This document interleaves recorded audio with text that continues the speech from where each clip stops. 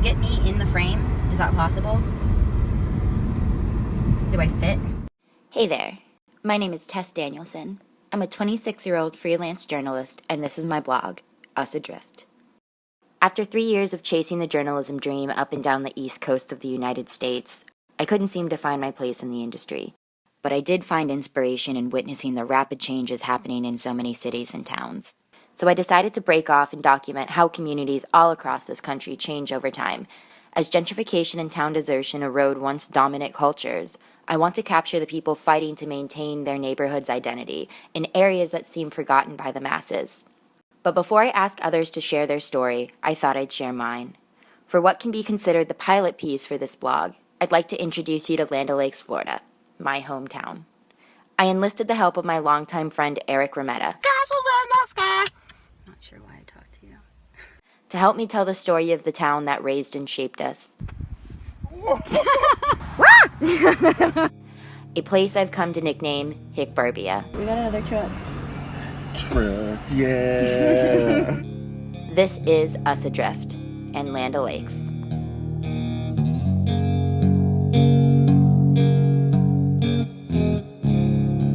My relationship with Land O'Lakes was always a rocky one. Do you consider Land O'Lakes your hometown? I do not, really. Then why are you starting your story here? Land O'Lakes is where I lived the longest. It's where the most formidable years of my life happened. This is for sure. Even if I don't like to call it my hometown, it's the closest thing I've got to a hometown.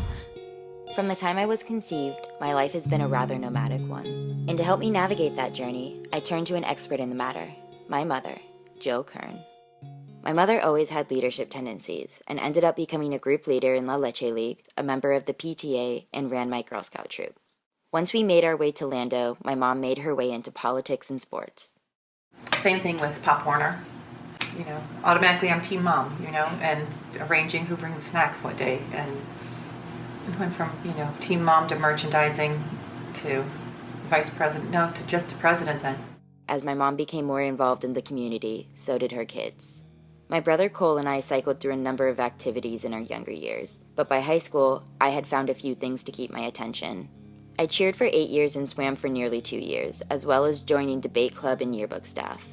I also worked as a food runner at the original Beef O'Brady's in Lando, the spot to be after any sporting event. My name's Eric Remetta, and I am 27 years old. No, 27. I'm almost 30. I live in Land O'Lakes, Florida, not Wisconsin. Land O'Lakes, Florida. Is the butter made here? The butter is not made here, but if it was, it would be fabulous. Anyway, I live in Land O'Lakes. I've lived here since I was 2. I was born in Tampa, and I was adopted when I was 2 into a large white family. So I'm the youngest of 9 boys, well, men now.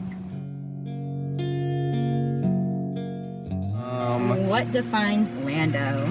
I don't even know how to describe it. It was half suburban, half rural. The most homogeneous place I've ever lived. It was 97% white. It's a pretty conservative town, as evidenced by every election. We're always red, and there's myriad Trump signs, and people are pretty proud of their conservatism. What else? Yeah, I was say, what else defines suburbs? Well, we have a lot of churches. A lot of churches. We forgot to mention, yes, Land O'Lakes is the nudist capital of the U.S. The U.S. So that should probably give you an idea of where I live.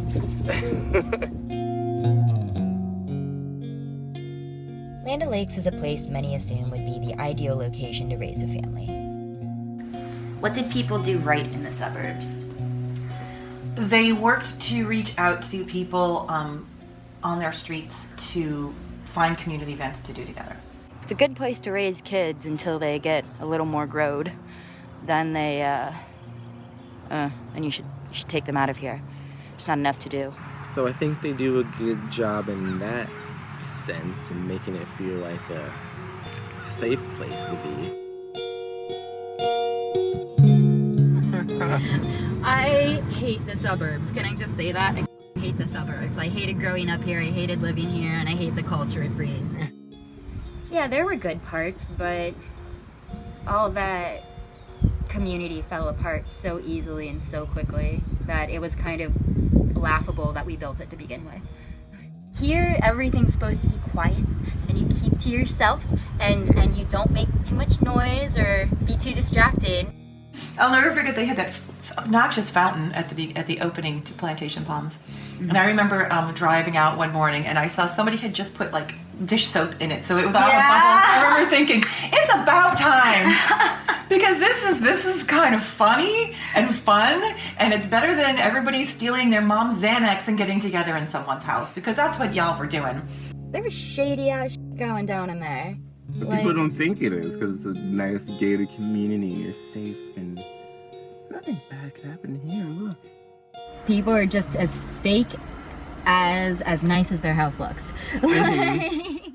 It's people's need to be safe, and they feel that being with people their own kind keeps them safe, and that just makes it an echo chamber. It doesn't make it safe. It doesn't make your kids safer at all. It insulates them. It was probably the most racist place I've ever lived in my life. So, growing up in like a predominantly white town, you kind of just don't want to make like too much of a ruckus, I guess it helped that I lived with a white family. I was the only black kid in pretty much every single one of my classes. So, you hear some things, some questionable things, you're just like, okay, cool. Like, you don't really realize it till you're like older, like, wow, okay, that's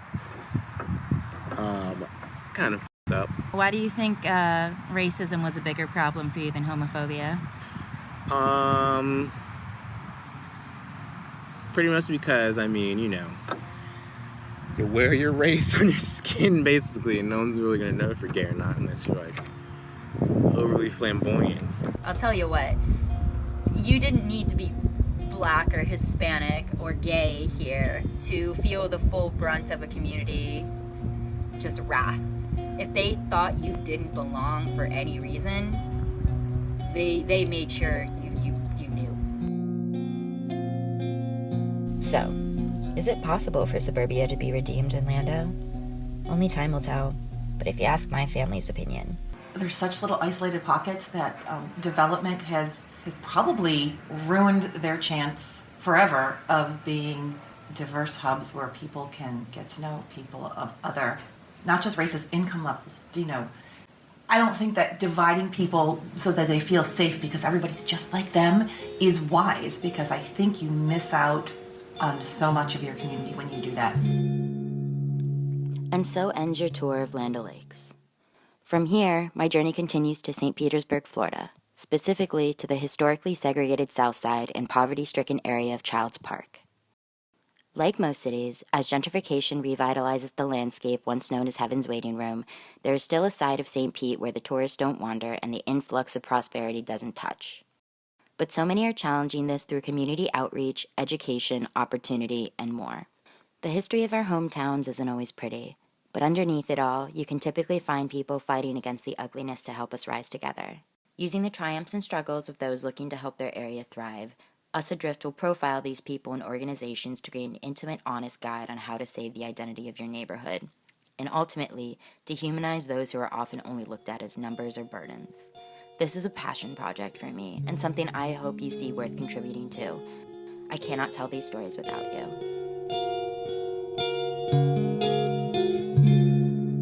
Oh, anything else to add? Nope, so proud of you. You're gonna be great. Give her money.